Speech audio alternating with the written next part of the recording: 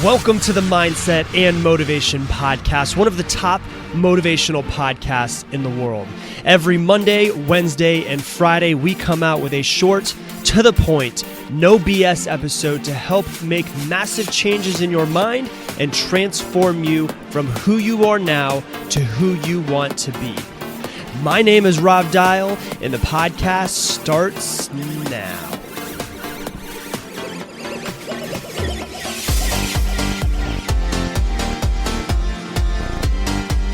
Welcome to today's episode. Today I'm going to be talking about one key to better your self-talk. So when we're talking about self-talk, the one thing that I have realized is this. All of us, every single one of us, is way too hard on ourselves. I was having a conversation with someone today, and he was talking about how he's so hard on himself all the time. And, he's got 3 kids and a wife. And I said, hey, and all of his kids are under the age of 8. I said, hey, you would never talk to your children the same way that you talk to yourself, right? And he's like, hell no, absolutely not. I was like, why is that?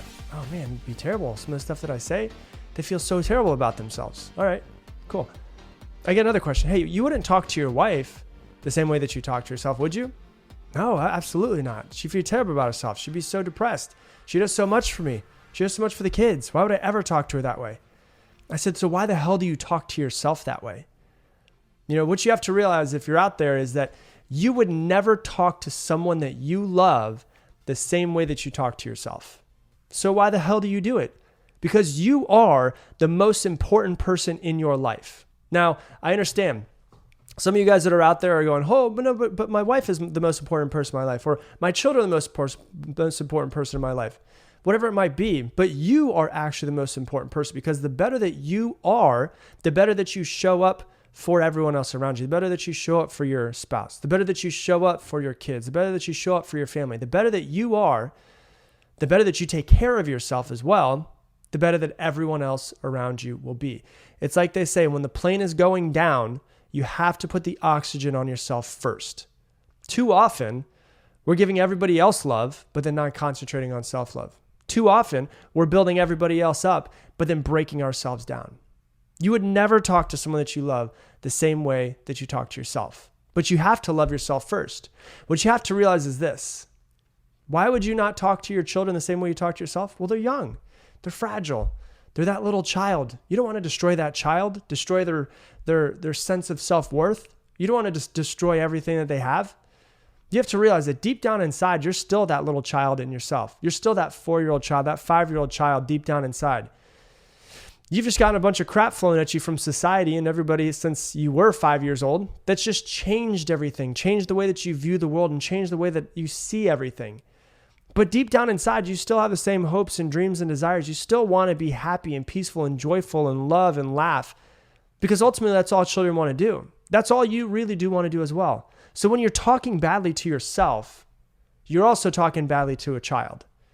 I was at a spiritual retreat not long ago, and they said you should take a picture and take a picture of yourself as a child, 1, 2 years old, and put it as the background of your phone, which it's still the background of my phone. I was there almost a year ago. It's still the background of my phone.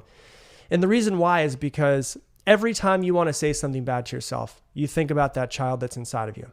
Every single time you want to drink alcohol, you think to yourself, would I give that child alcohol? Every time that you want to speak badly to yourself, you ask yourself, would I speak badly to this child? Every time you want to eat crappy food or anything like that, you think, would I give this child a bunch of crappy food? Would I treat this child the same way that I'm treating myself? And a lot of times that answer is going to be no. And if the answer is no, then why the hell are you doing it? Why are you not treating yourself the way that you should? Why are you not treating yourself the way that you treat everybody else around you? Why are you not treating yourself the same way that you treat your children? Why are you not treating yourself the same way that you treat your spouse? Why are you not giving yourself the love that you deserve from the most important person in your life, which is yourself? Because the better that you are, the better that everybody else will be. So let me ask you, are you being too hard on yourself? Do you need to chill out a little bit? Do you need to calm down with all that self-hate?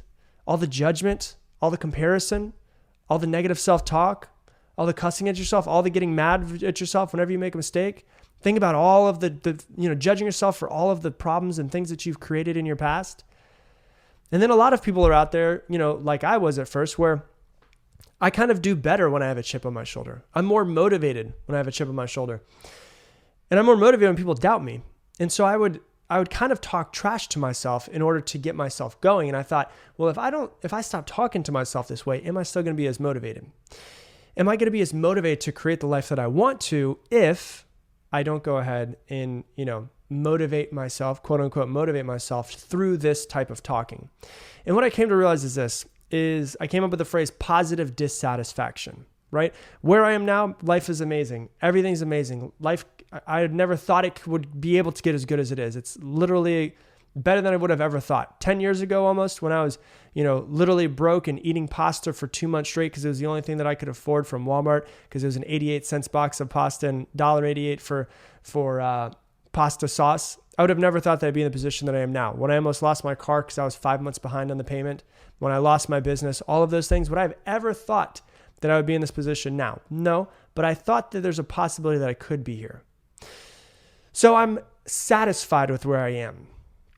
Do I want more? I don't necessarily want more material things or any of that, but I want to grow more. I want to become more. I want to see what else there is for me and how great I can possibly become. So I live in the state of positive dissatisfaction. I am so freaking grateful, positive, for what I do have. I love it, but I am dissatisfied with where I am because I know there is so much more for me. So if you're out there and you're one of those people that's motivated by a chip on your shoulder, motivated by someone telling you can't, motivated by these things, you can still be positively dissatisfied with where you are, but still build yourself up along the process. So if you're out there, the number one key that I'll give you to better self-talk is to start to realize that you need to talk to yourself the same way that you would talk to someone that you love. If you had a friend that called you up and they said, oh yeah, I just went on a date, and you're like, oh, how was the first date? Yeah, at the end of the date, he told me that, he didn't want to see me again. And then your friend, say that your friend called you up and says, he said they wanted to see me again and, would rather just be friends. Would you go, well, of course he said that, because you probably screwed up your makeup again, because you probably look like crap. Because think about all the times that you failed in your past. Think about all the other relationships you've been in where you've screwed up. Think about your last boyfriend. Think about this, think about this, think about this, think about this. And you just bash them the entire time. Of course he walked out on you. Why would he not walk out on you? Think of all of the times that you've screwed up in the past. Think of all of the other people who have left you because they realized how insecure and worthless you are. Would you ever say that to a friend? No, of course not. So then why the hell would you say it to yourself? You would never talk to a friend the same way you talk to yourself. Whenever something bad happens, what are you supposed to do for a friend? You're supposed to be there. You're supposed to help them. You're supposed to be the positive person on their shoulder so you can help rise them, bring them up to where they should be. So if you're talking down to yourself, you're not bringing yourself up to where you should be. You're pushing yourself down to where you don't want to be. So the number one key that I can give you, if you're trying to get better at self-talk, is to talk to yourself and only talk to yourself the same way that you would talk to someone that you love. That's what I got for today's episode. So if you like this episode, please share it with someone that you know and love. And I'm going to leave you the same way I leave you every single time. Make it your mission to make someone else's day better. I appreciate you and hope that you have an amazing day.